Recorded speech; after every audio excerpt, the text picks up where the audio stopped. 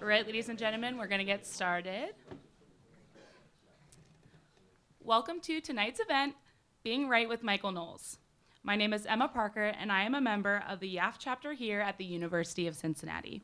For those of you who don't know, Young Americans for Freedom introduces students to conservative ideas of free enterprise, limited government, traditional values, and a strong national defense. These past few months have shown a resurgence in calls for socialist policies.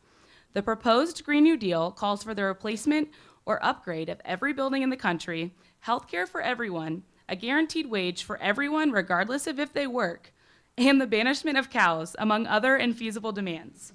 According to a YouGov study, 44% of millennials would prefer to live in a socialist country. While this is troubling, there is good news. According to CBS and the New York Times, only 16% of millennials can explain what socialism actually is. Before we get started, we would like to thank those who have helped make this lecture possible. We would like to thank the University of Cincinnati and the College of Engineering and Applied Science for their assistance in tonight's event. We would also like to thank the sponsors of this lecture, the Logan family.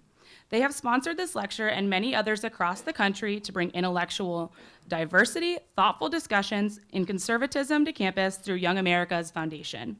Without them, this event would not be possible. Now, I would like to introduce Regina Barton, President of Young Americans for Freedom at the University of Cincinnati.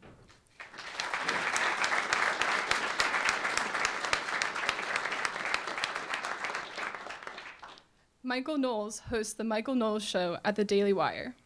In 2017, he wrote the #1 national best-selling book, Reasons to Vote for Democrats, A Comprehensive Guide, which Donald Trump hailed as a great book for your reading enjoyment.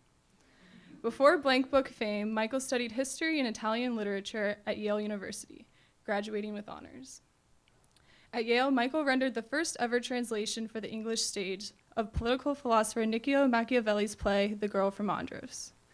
In 2017, he teamed up with acclaimed novelist and screenwriter Andrew Klavan to perform the 13-episode narrative podcast Another Kingdom, which garnered nearly 2,000 five-star reviews by the release of its final installment, rising to become one of the most popular arts podcasts of the year before being renewed for a second season. Michael appears regularly on Fox & Friends, EWTN, and One American News, among other television news programs. He has lectured at research institutes and universities throughout the United States, including the University of Pennsylvania, University of Michigan, and University of Alabama. Vanity Fair has described Michael as a dapper, lib-triggering troll. Put your hands together in welcoming Michael Knowles.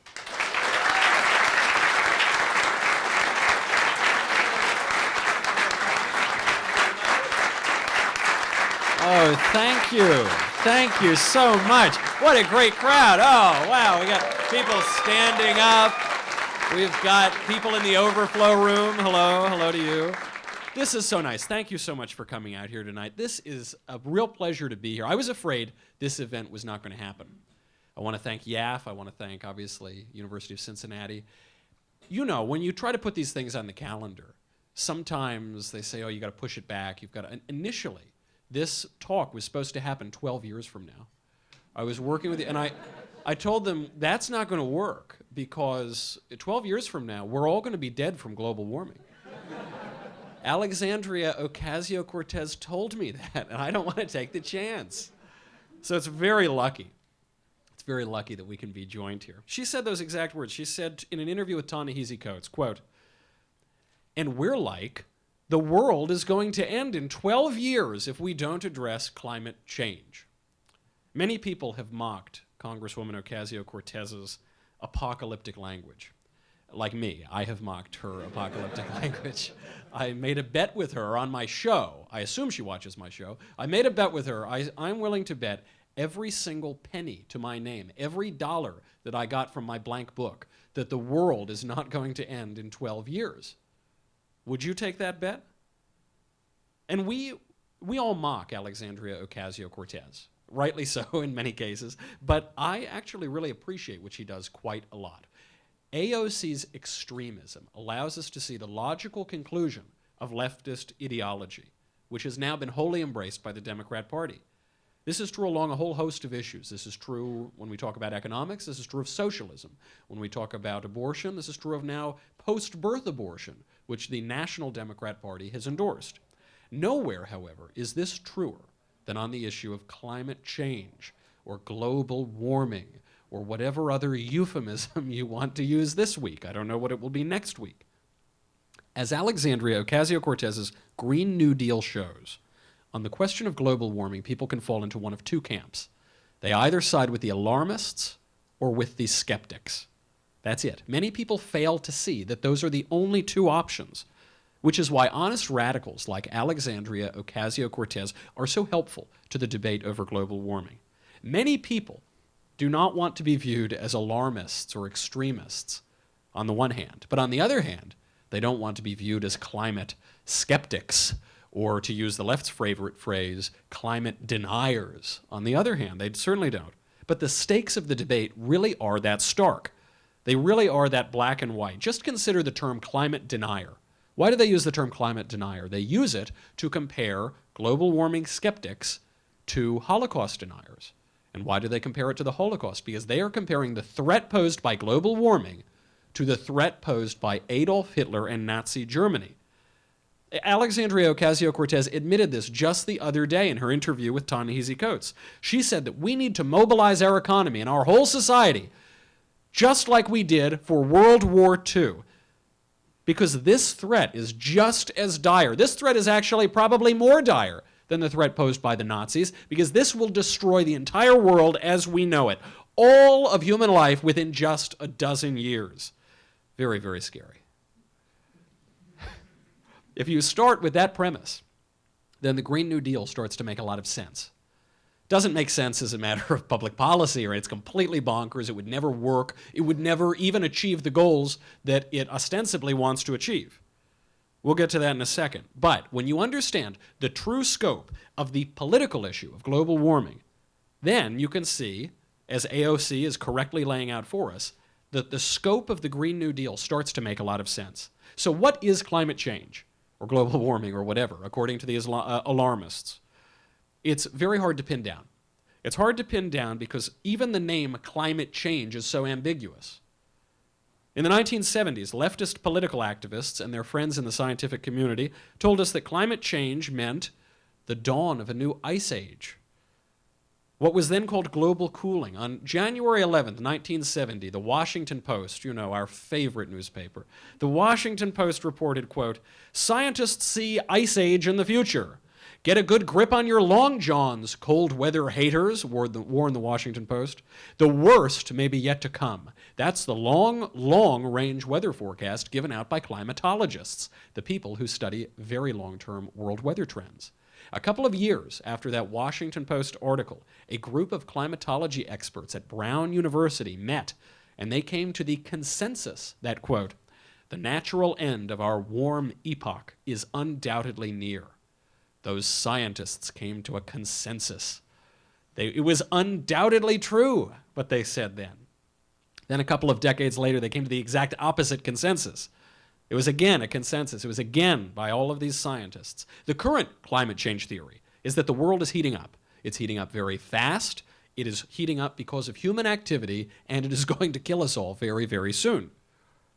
Now, what sort of evidence do we have for that? Well, Michael, how dare you even ask that question? We have the scientific consensus. We at 97% of climate scientists, don't you know, believe in catastrophic man-made global warming. So we need to do something ASAP, right? Wrong, not true at all. A political activist arrived at that number by looking at a random sampling of scientific papers on the climate. Now, the vast majority of those papers had no opinion on man-made global warming whatsoever, 66%. Of the remaining 34% that took a side, 33% said that there was at least some weak connection between human activity and global warming. When you divide 33 by 34, what do you get? 97%. When you divide 33 by 100, what do you get? Not 97%. You get 33%, very far from consensus. Furthermore, the American Meteorological Society surveyed its 7,000 members in 2012. It received a little over 1,800 responses. Of those responses, only 52%, a bare majority, said that they think humans have caused any warming at all, ever. And of course, all of this ignores the plain fact that consensus has nothing to do with science. Scientific discovery, scientific truth, is not determined by committee. Public opinion has nothing to do with science. The climate change alarmists insist that they simply believe in science, capital S, trademark over the E. This isn't about politics, they say. This is about science. But if that is true, then how come all of the most prominent voices on global warming are leftist politicians? Al Gore does not have a lot of scientific achievements to his name, other than inventing the internet. That was a good one. But other than that, he didn't really do that either. He hasn't accomplished anything in science. Leftist politicians may be convinced of man-made catastrophic global warming, but many scientists are not. Among them are Dr. Richard Lindzen, atmospheric scientist from MIT. I've had Dr. Lindzen on my show. It's hard to find a more credentialed scientist than that, coming from MIT. He thinks that warming may be occurring. It's unclear how much of this is due to human activity, and at any rate, he believes, there is little evidence that this warming is harmful. It may very well be beneficial, who knows? Other scientists skeptical of the catastrophic man-made global warming hypothesis are Dr. Freeman Dyson, physicist from Princeton, and Bjorn Lomborg, environmental economist and former director of the Danish Environmental Assessment Institute. Dr. Kiminori Ito is also a skeptical scientist, and he was actually an expert reviewer for the UN's Intergovernmental Panel on Climate Change. Will Happer, physicist, also from Princeton, and Ian Plimer, the Australian geologist, the co-editor of the Encyclopedia of Geology, also not losing any sleep over global warming. Alan Carlin, who's an economist for the EPA. By the way, if I ever find myself in elected office, that's the first building going right down, just like it's the Green New Deal all over again. I'm going to knock that building to rubble. Alan Carlin, EPA economist, calls global warming a hoax. Ivar Giver, a Nobel Prize-winning physicist, describes global warming as pseudoscience. Nobel Prize-winning physicist, more impressive than Al Gore. So there are plenty of actual scientists who are skeptical of climate change alarmism, but what evidence do we have to be skeptical, other than their opinion? Well, for one, the alarmists' predictions keep not happening. That would be the first tip-off that maybe it's not quite true. Al Gore, in his movie, predicted that the polar bear, the poor little Arctic polar bear, would soon go extinct because we are melting all of his little ice. The ice is melting, he's going to fall into the sea. That movie was made in 2006. 13 years later, what happened? Those polar bears are gone, right? They're extinct? No, they're doing better than ever. Al Gore, on the day he was born, would have seen fewer polar bears walking around the world than are walking around the world today. The population of polar bears has done much, much better. Back in 2006, Al Gore predicted that the polar ice caps might be totally gone by the year 2014. This is, by the way, a warning. If you ever want to be a global warming apologist or a doomsday cultist, put your dates further into the future, because I'm sure in 2006, 2014, that's so far off. There's no way that, well, one day 2014 rolls around. And guess what happened that very year?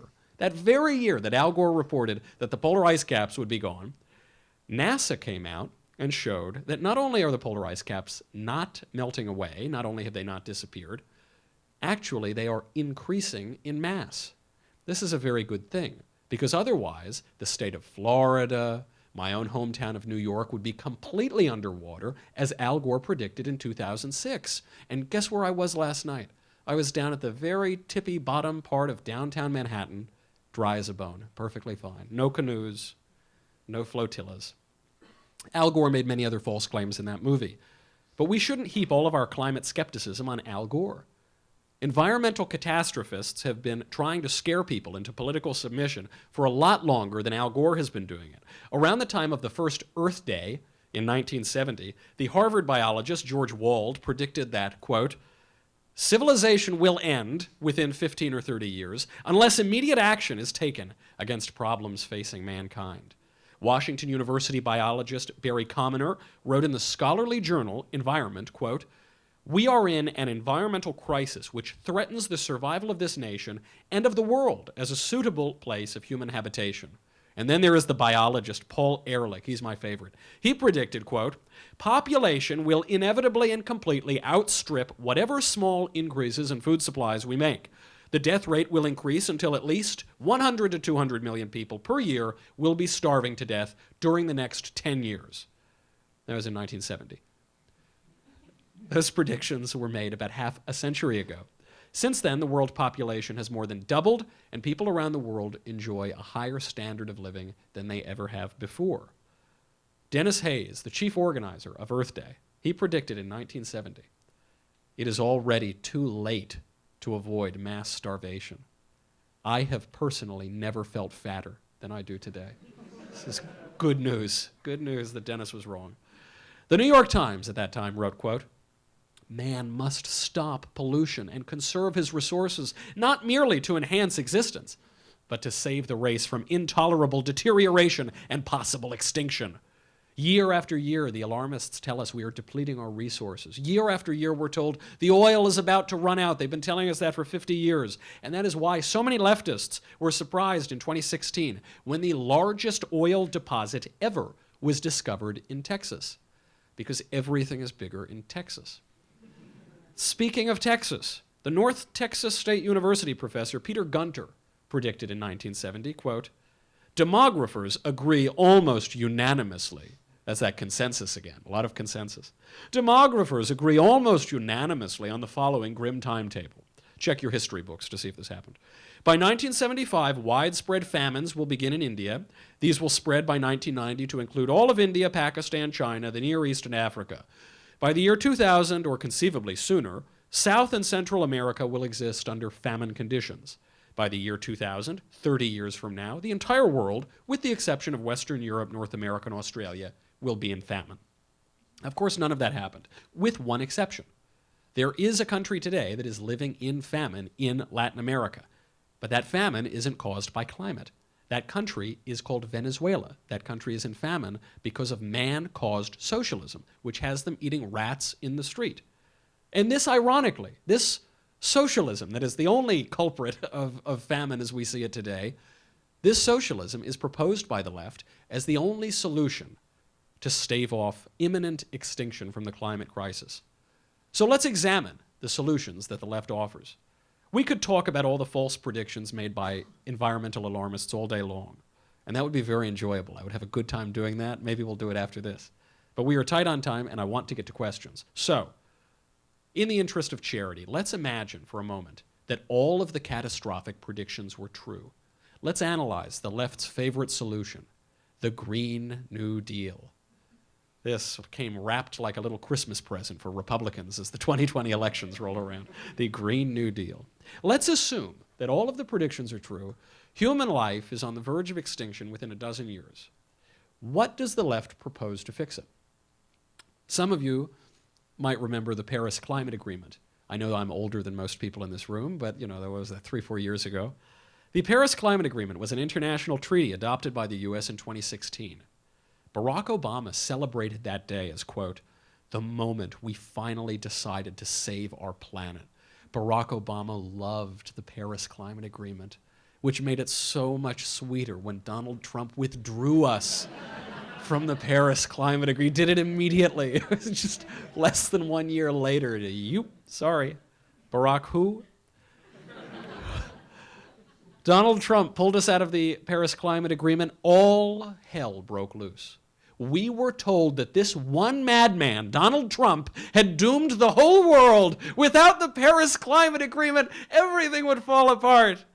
Unless we joined an international agreement to stop littering, the world would descend into inferno. And then a funny thing happened. Just 1 year later, the UN issued a report that concluded that the Paris Agreement would basically do nothing. But a year before, it was the end of nope. Then Donald Trump pulls us out. Oh, it'll do nothing. It would only provide 1/3 of the cuts in greenhouse gases necessary to prevent catastrophic warming. It turned out it didn't matter at all. And then there is the greatest irony to the Paris Climate Agreement episode.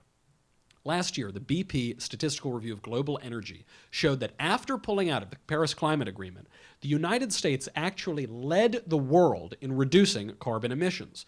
U.S. carbon emissions declined by 42 million tons in 2017. Now, how about all those people that stayed in the Paris Climate Agreement?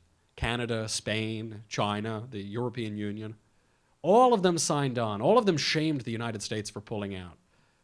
Did they reduce their carbon emissions? No, no, no. Do as I say, not as I do. Climate for me, but not for thee. Give me those carbon emissions. Not only did they not reduce their carbon emissions increased significantly over that same period of time. Total hypocrisy. And this is one of the clearest signs that the climate change alarmists don't actually believe what they're selling. Alexandria Ocasio-Cortez says with her words that the world will end in 12 years if we don't immediately ban fossil fuels.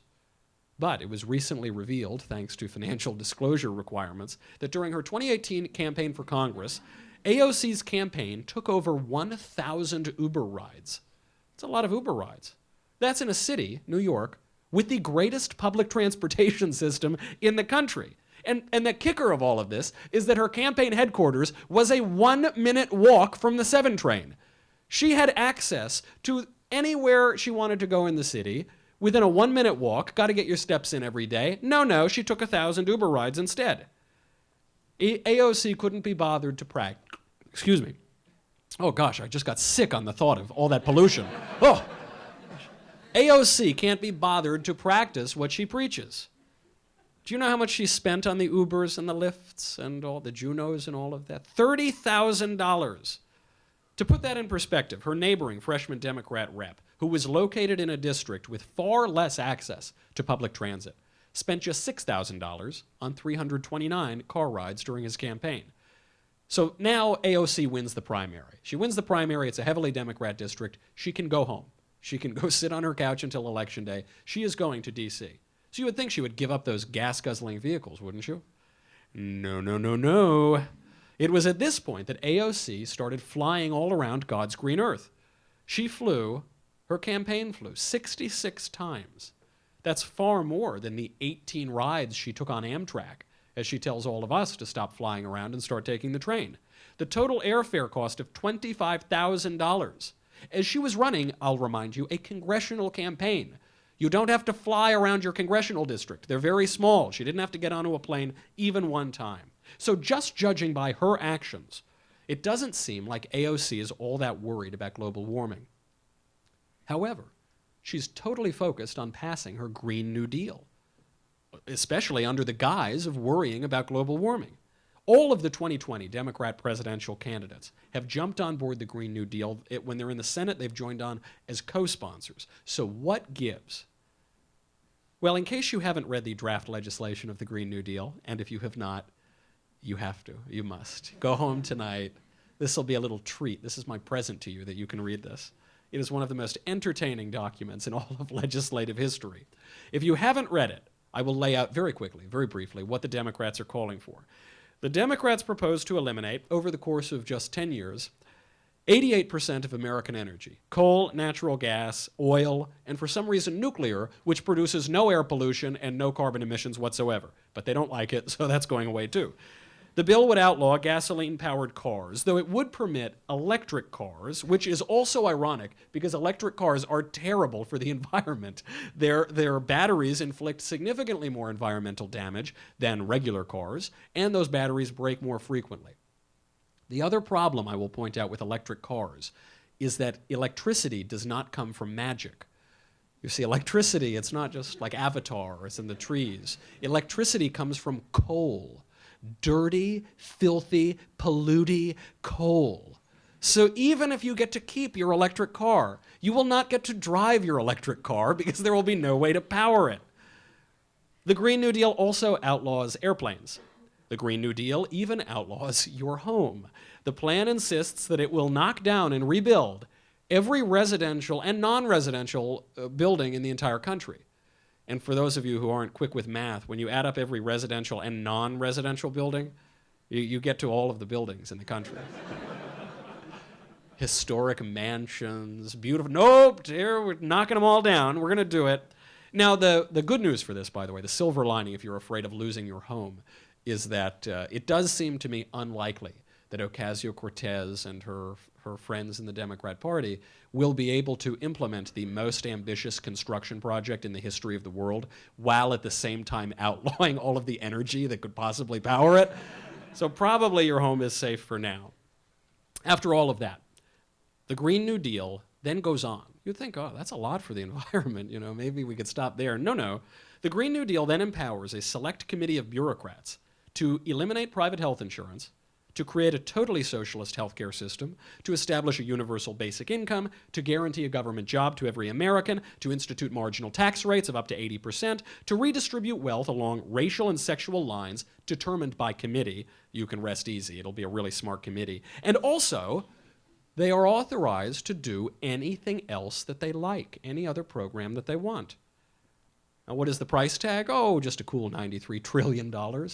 Where are they going to get the money once they've exhausted all of the tax funds? Well, they'll just print it. All of that is in the draft legislation. I'm not exaggerating.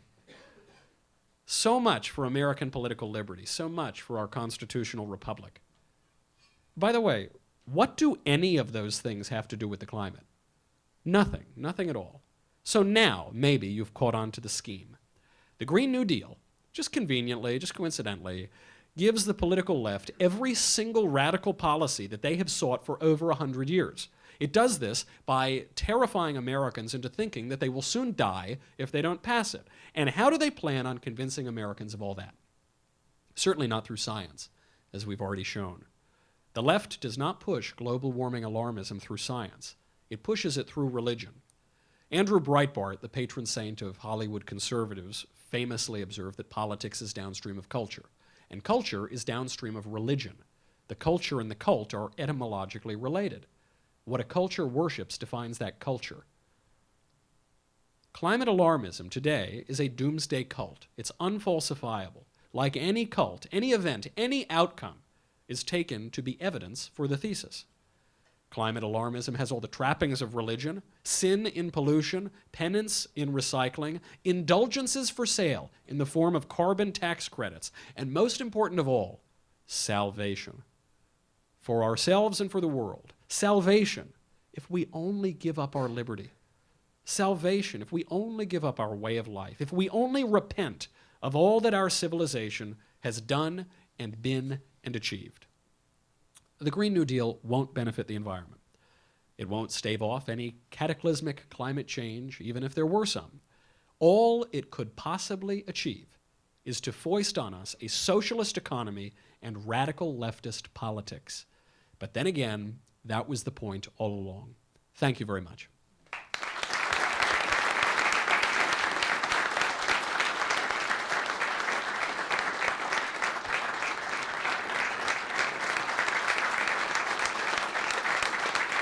Thank you very much. That's very kind. So are we going to open this up to questions? Yes, so this is going to start the question and answer part of the lecture. Before everyone gets up, I just want everyone to know that we're going to have the line start over on this side. We can't have anyone walk in front of the chairs here, so if you have a question, you can get up and walk around the chairs this way. The line's going to start back over here by my friends right over there, and then they'll let you up one by one.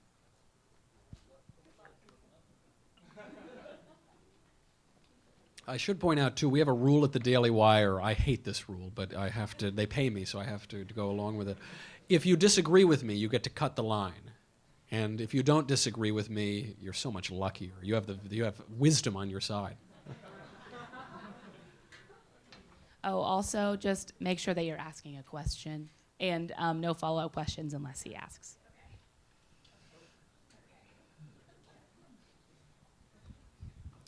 All right. So actually, my question has nothing to do with what we just talked about today. Good, I'm sick of talking about it. Good. I'll take anything else.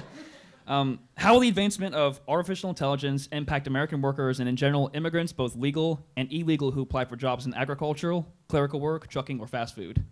How the advancement of AI Yes. will... Is there any particular way that you're implying? So a lot of scientists and those who work in the fields of robotics say that within a decade or two, all those jobs that I mentioned will be gone. Like 95% will be replaced by robots. So how will that impact America in that time span? Well, I suppose it's certainly possible, but I have to say I'm somewhat skeptical, because anytime there is a major technological advancement, all we hear is that it's going to put everybody out of work, the horse and buggy drivers are going to be out of a job, and we're going to have massive unemployment. The reason I think people advance this line of thinking is because they are already interested in public policy proposals that would be used to address that. Specifically, I'm thinking of the universal basic income or more socialistic forms of the economy. I'll deal with that problem when it happens. What I suspect will happen is that there will be disruptive economic change. It will put certain people out of work. It will utterly disrupt certain sectors of the economy. And then those people will do something else, whether in that sector still or in a different sector. I'm not simply saying learn to code. That is not my implication. It is incumbent upon a society to make sure that people have meaningful work, that they can be led into meaningful work without compromising our liberty. But I suspect that just as we have done time and time again in so many massive technological expansions, we will be able to do that in AI, and we won't have to reduce ourselves to taking a handout from the government, which will not help anybody in any way. It will only deepen our social problems. Yeah, why not? Quick one. That's right. What are your changes that Trump will be elected in 2020? Well, he's Like, got, how he's do you got say at least one vote. He's got at least one coming from me. I think that if the election were held today, Donald Trump would win 57 states. He would win all 57 states that Barack Obama campaigned in.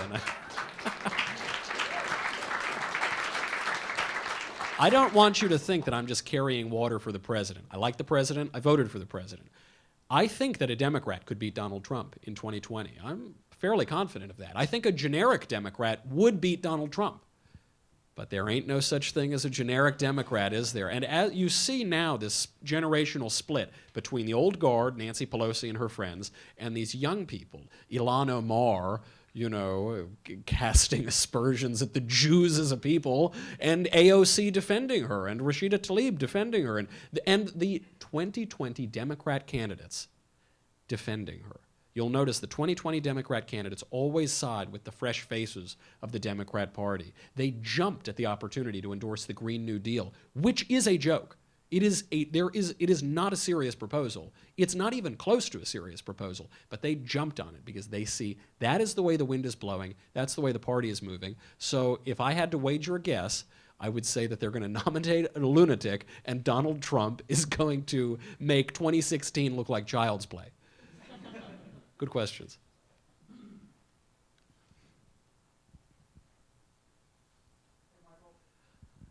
Hi. Oh, sorry.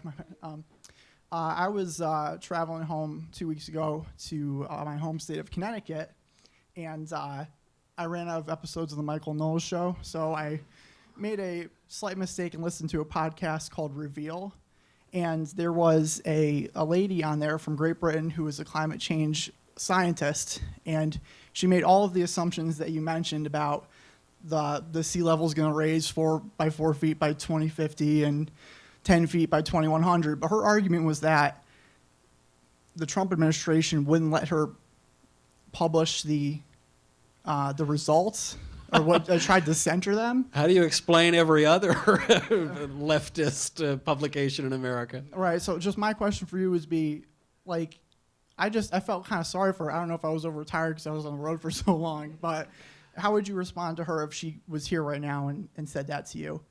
Well, I have to apologize to you that I don't do a Friday show and therefore you ran out of episodes and you had to listen to this nonsense on the road. I'm sorry. Please accept my apologies. If I had to respond to her, I didn't hear her comments, I would probably first ask why she picked those dates. It's all going to end by 2020 or 2030, whatever she says. Because those dates used to be 2014, and they used to be 2012, and they used to be 2000, and they used to be 1990. And it never happened.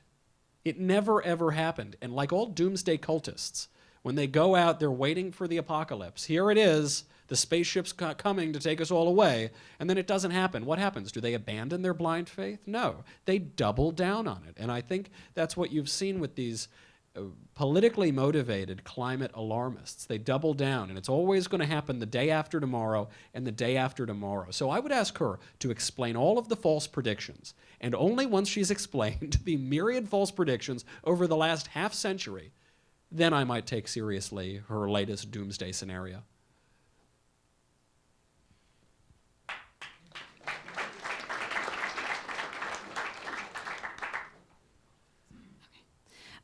Going off of the idea that politics is downstream of culture, which is downstream of religion, how can we make our values and ideas more appealing to skeptical, secular-minded people on the other side who oppose religions like Christianity, but who may not yet realize that extreme leftism has, in many ways, become a religion of its own? Excellent observation. The way that we do this is by speaking in explicitly moral terms. This doesn't mean we need to speak in explicitly theological terms, although all political problems at their bottom are theological problems. We don't need to speak in scriptural terms necessarily, not right away. We can speak in moral terms. The left speaks in moral terms all the time. The left speaks in religious terms, as we've just read in the Green New Deal. And we need to speak that way too, because I think conservatives, being a little more level-headed, we don't scream, we don't wear genital-shaped hats on our heads, we don't, punch people in the street and protest speakers and, stop them from speaking. We don't do that. We come off as a little cold. We come off as a little indifferent. We come off a little bit like managers. There's a great quote from Edmund Burke, the founder of modern conservative thought. He said, "The age of chivalry is gone. That of sophisters, economists, and calculators has succeeded it, and the glory of Europe is extinguished forever." He sees this age of just economic models, just citing statistics, and that is insufficient because politics is downstream of culture. People are moved by narrative. They're moved by their own narratives, which involves a moral universe. And if AOC gets to speak in those terms, if they get to hurl insults, call us immoral, call us bigots, call it for what? For not wanting to pay 80% taxes? For what? Not wanting to outlaw gas-powered cars? Then we should speak in moral terms because moral reality is on our side.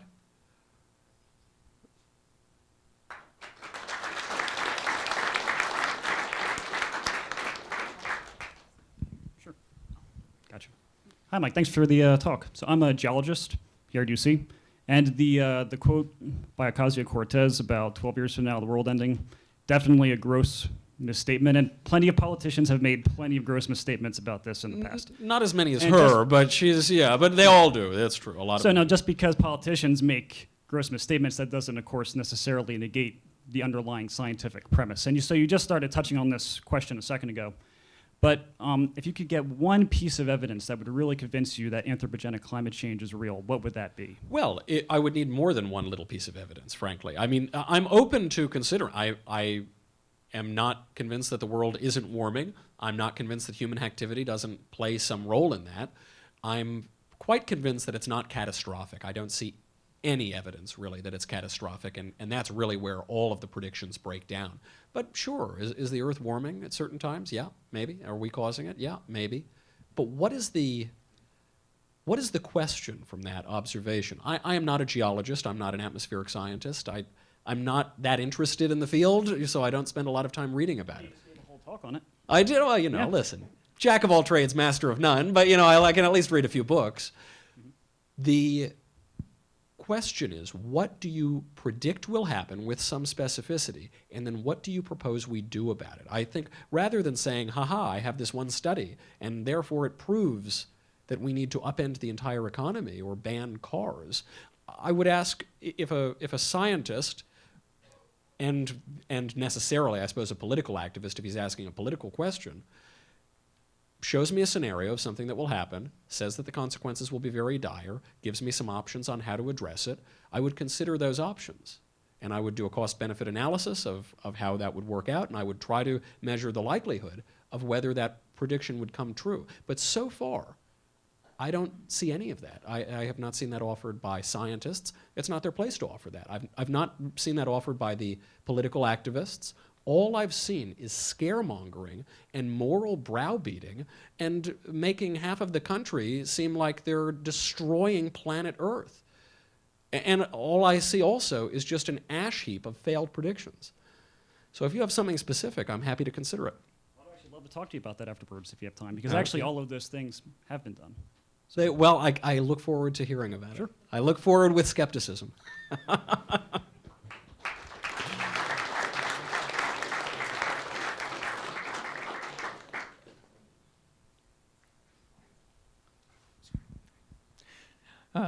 Good evening. So I just wanted to ask that, with a lot of the complaints about conservatives is that we make arguments that are just, we beat people over the head with facts and everything, and it kind of turns people off. And I don't know. My feelings really care about facts. Yeah. Oh, nothing gets my feelings going like facts. I'm not saying I'm all about facts, but there have been plenty of studies that people respond to emotional arguments regardless of whether or not there's any facts to back that up.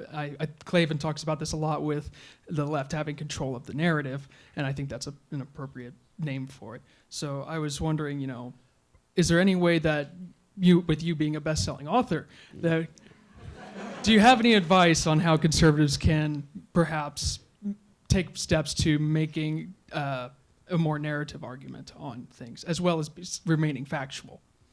Absolutely. I mean, there is, just because we like facts doesn't mean that we don't like metaphor. It doesn't mean that we don't like narrative or literature. Some conservatives are Philistines, but not all of them. Ben is correct to say that facts don't care about your feelings. However, it's also true, as you point out, politics exclusively cares about your feelings. And so we obviously have to speak to some emotional component as well. I think the way to do that is not to hand people soft soap and empty sentiment and silly thinking. I think if we want to speak to what we would call feeling, if we want to motivate people in some sort of narrative way, we need to speak to them spiritually. We need to speak to them, on the Breitbart trajectory of politics and culture and religion. We need to speak to them as what they are, spiritual beings, because as Winston Churchill said, when great forces are on the move in the world, we learn that we're spirits, not animals. Nobody is primarily motivated by material things. We trick ourselves that we are, but we're not. Everything in this whole world that matters to us, joy, love, achievement, purpose, that is all metaphysical. That's not physical. And all of the premises of these arguments, ultimately, are metaphysical premises. They're first principles. They're speaking to that core part of us, which is not just caring about statistics and economic models and whether the temperature went up 0.02% centigrade or whatever. We don't really care about that. And when we speak to people in that way, especially at this time in history, when you are seeing a whole generation of people who have basically been educated and brought up without religion, without taking religion seriously, they all come up with shallow political answers. They're attracted to shallow politicians on the left, like Alexandria Ocasio-Cortez. But all shallows are clear. All shallows are clear. And profound things are deep, and they're murky, and they're complex. And when we show people the spiritual complexity of their lives, that can't be written down in some silly manifesto or some stupid draft legislation of the Green New Deal, I think people will respond to that. C.S. Lewis said, if you look for truth, you might find comfort. But if you look for comfort, you'll find neither truth nor comfort, only soft soap and wishful thinking to begin, and in the end, despair. We need to speak to people not in some silly way about feelings, but about real metaphysical truths, and I think that will motivate them in a profound way.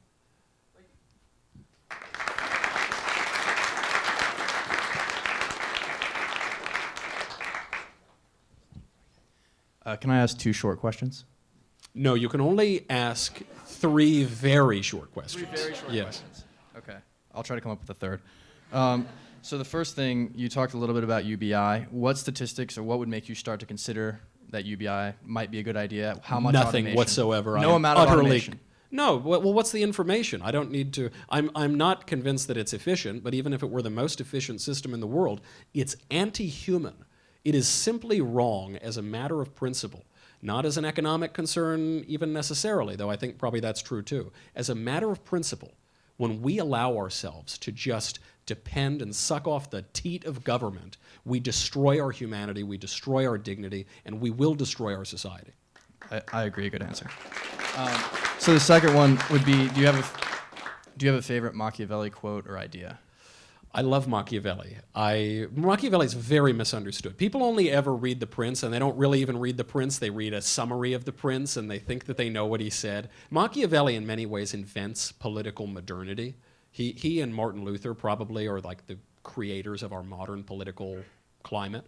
And but he wrote discourses on Livy. He loved republics. And most importantly, speaking of narrative, he was a playwright. He was an accomplished playwright, and he was a practicing politician. This is a man I could really, get behind. And his plays were really profound, and some of them were comedies. He wrote these comedies. He had a really clear understanding of the world. I mean, what everyone wants you to say is the ends justify the means, which he didn't actually say. But I'm trying to think of one that really stands out to me.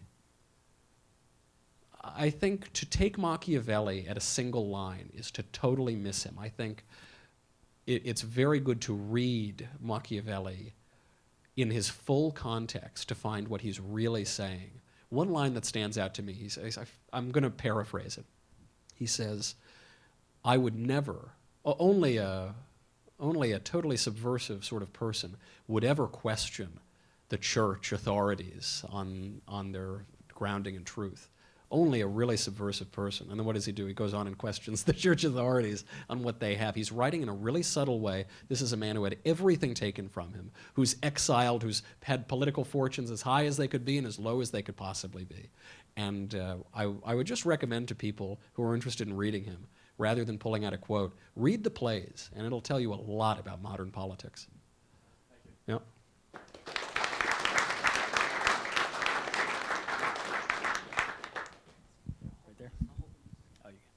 How you doing? Psychologically or culturally, why do you think it is that people who subscribe to leftist ideologies always have such an affinity for environmental radicalism, and why do we not see that on the right? You're identifying the exact issue, which is that environmentalism for the left is the religion. The left is basically secular. The left has abandoned the traditional religion of its civilization, Christianity, and so it has embraced a new religion. Before this new religion, by the way, it embraced a different religion called communism. The American left has never apologized for its support of Soviet communism. And most people in this room wouldn't remember it. I don't remember it. But the Berlin Wall fell down between 1989 and 1991. This shattered the religion of the left, and they moved on immediately to environmentalism, because environmentalism is socialism by the back door, and it provides them everything that our natural human longing for religion is aiming toward, except in the wrong way. It provides them a sorry substitute for it. So it gives them a sense of sin. They do sin by polluting. It gives them, they get to buy indulgences through carbon tax credits. It gives them a sense of purpose and salvation, but it's material purpose. It's ephemeral purpose, but that's all that they can muster. And so obviously anything that you mention to them is unfalsifiable. They'll never change their opinion on it. It offers them the opportunity, in the name of saving the world, in the name of the end times themselves, of doing any sort of political activity they want. And that's a very useful tool, just as people misuse religion. And I think for the true believers among them, they are so bereft of purpose in this aimless, perverse society that they just want to save the world. They just want salvation, and they're looking for that divine love in all the wrong places.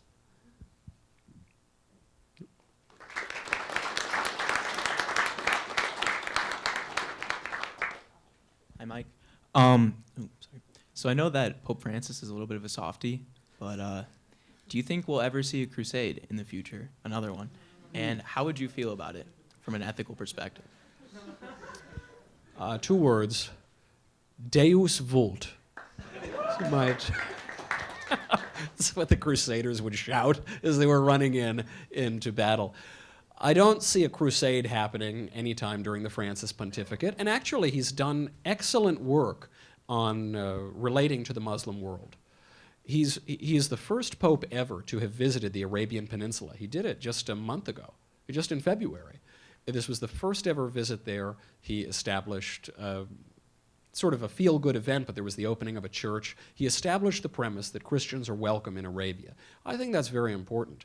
And as I'm sorry that I'm not giving you as bloodthirsty an answer as maybe you would like, but as Pope Benedict pointed out in the greatest oration of the 21st century, the Regensburg Lecture, which was widely smeared as Islamophobic, but whatever that word means, it wasn't that.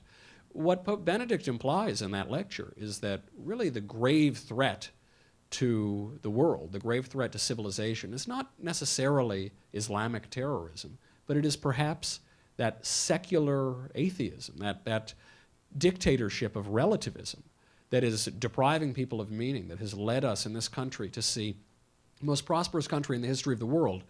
Our life expectancy has decreased for the last 2 years. Why has it decreased? Because of suicide and drug overdoses. That's not caused by any material problem. That's caused by a dearth of meaning. Millennials are the generation that most want to find meaning in their jobs, and we kind of make fun of them for this. We say, "Shut up and do your job, and don't bother me about the philosophy of it." But they want that because they don't have a sense of meaning in their lives. They've been deprived of this. And if there is some way, as Pope Francis has tried to open the door to, that the Catholic Church, or Christianity of many denominations, is able to work with the Muslim world to root out that true evil, that dictatorship of relativism, all the better. That would be a wonderful thing. Yep.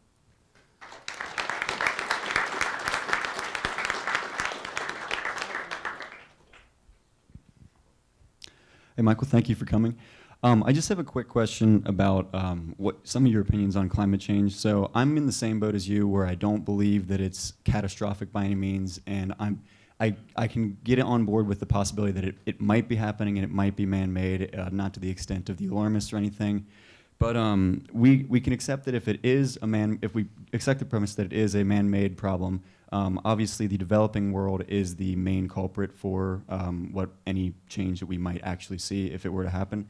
Do you propose, if we have to propose a solution for them, do you see letting the free market continue to work in those countries? Do you see that as the solution to reducing their emissions, or do you see any sort of government regulation that might curb it faster than the free market could? Well, economic liberty has certainly had some effect even in China, even in a communist country, in so much as they don't want their cities to be smoldering gas heaps anymore, and so that provides quite a national incentive to reduce certain air pollution.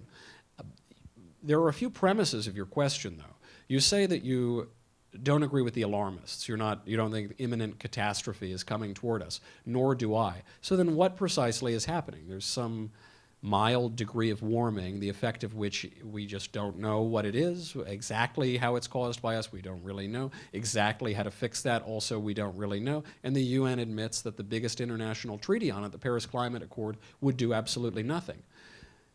So why worry, man? Come on, life is too short to worry. If you can identify a specific problem and you can identify a specific solution, then by all means let's do it.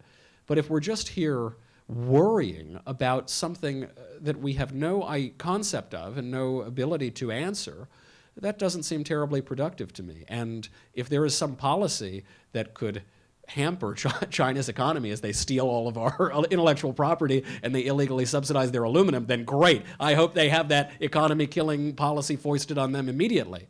But as some way to reduce litter or air pollution, you got to show me what the goal is before we can determine what the policy would be.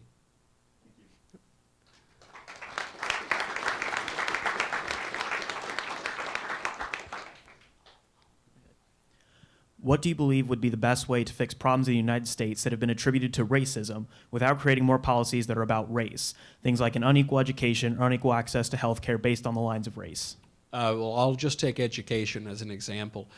There is a clear way to deal with this race problem. The issue, of course, is that there's a big gap between schools that are predominantly white and schools that are predominantly inner city blacks. This is a racial issue. It's not really a racial issue in so much as it's really a geographic issue or it's a financial issue. Certain families who are disproportionately more likely to be poor can't send their kids to Andover or Exeter, can't get a scholarship maybe, and certain people are districted into bad schools that are utterly failing them and really deprive them of opportunities in life. So one way to do this is school choice, is charter schools, is busting people out of their terrible districts. We did this in New York, and it worked very well when we did it in New York, and then all of a sudden, the leftist mayor, who is hurling racial division on us, who is accusing us of racial bigotry, that guy moves to cut down all of the charter schools. The only chance that these kids have of getting out of what is very likely to be a cycle of poverty, and he takes that away from them. Why? in the name of political control, in the name of political cronyism, getting paid off by teacher unions. That would be one example. One example that is a good example in so much as it represents a lot of other policies. When you allow a little bit of liberty, when you treat people as though they are not some inferior automaton, incapable of self-choice, he just doesn't know what's good for him, which are the paternalistic racial policies of the left. When you treat people, regardless of race, like they're people, people are pretty smart. Even stupid people are pretty smart. When you allow them to use their will and their intellect, they will move, generally speaking, toward outcomes that will benefit them. If we would trust people to do that, I think that would go a long way. And it would ease, by easing that paternalistic, soft bigotry, as Michael Gerson would call it, I think that in and of itself as a political solution would ease some of the really hard political divide that we saw develop during the Obama years. Yep.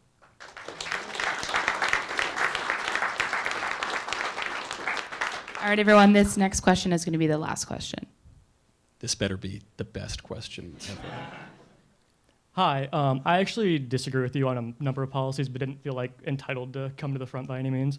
My main question... You're the greatest leftist ever. You didn't feel a sense of entitled. This is a beautiful thing. Yeah. Anyway, yeah.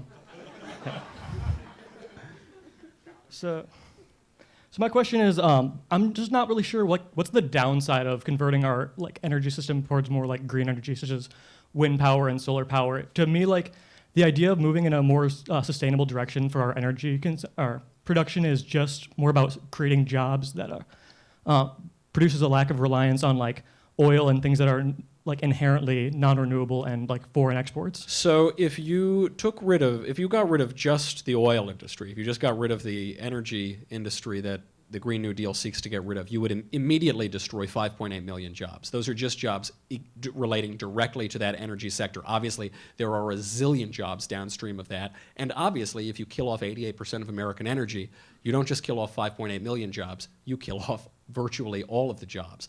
Why not convert to some hypothetical, clean, wonderful avatar energy source? Show me the energy source that could provide American energy. You talk about how we have reliance on foreign fuels. We found that biggest oil deposit ever in 2016. We're the biggest producer in the world. This is a wonderful thing. This is something that we should embrace. This idea of scarcity is a fiction. This idea that we're just depleting our resources and they'll all be gone in 15 years. The question you asked is, what is the downside of killing off 88% of the American economy? Outlawing, you asked it and I'm relating it to the Green New Deal, of outlawing gas-powered cars within 10 years, of outlawing jet fuel-powered jets within 10 years, of knocking down and rebuilding all the buildings within 10 years. What's the downside of spending $93 trillion, 80% marginal tax rates, killing American ingenuity, and then once you kill off all of the people who make all the jobs and who grow our economy, then you just start printing money, making the global reserve currency, I don't know, like the paper in Venezuela. What's the downside of that? What's the upside of that? Sorry, can I ask a follow-up? My question is more about just the idea of converting to more clean energy, and that if you're creating jobs through infrastructure and these jobs that will create more clean energy for us, wouldn't that what's the term, counteract the idea of taking away the jobs from the coal industry? Well, maybe. I'm all for creating jobs, but you don't create jobs by the government going and deciding there are a lot of jobs and we're going to cut you all a check. That's not a sustainable way to grow jobs in an economy. I'm all for innovative sources of energy. I'm all for nuclear energy, the most efficient source of energy, which for some reason the left broadly has rejected. Why? I don't know. Maybe there's some answer to be found in that talk that we just had. I'm all for that. But then bring me the energy. Bring me an efficient source of energy. To compare oil and natural gas and coal and nuclear, reliable, efficient forms of energy, to windmills is comparing apples and oranges. They are not the same thing. Now, if you're saying, why don't we spend, I don't know, $30 trillion or $2 trillion to promote these companies. The trouble is, what seeps in is cronyism and failure. They tried that during the Obama administration. Specifically, they tried it with a company called Solyndra, and it was rampant with corruption. What did it do? Not very much. When the government tries to innovate, innovation doesn't happen. We already are moving to more efficient forms of energy, and we're using energy in a more efficient way. This is a good thing. I'm not opposed to that. But if your question is, why don't we try to accelerate that beyond the bounds of what people are actually doing, then I would just say because fantasies are not reality. Good question. That was a very good question. All right, guys, a pleasure to be here with you all. Thank you very much. So much fun. Thank you. Thank you very much.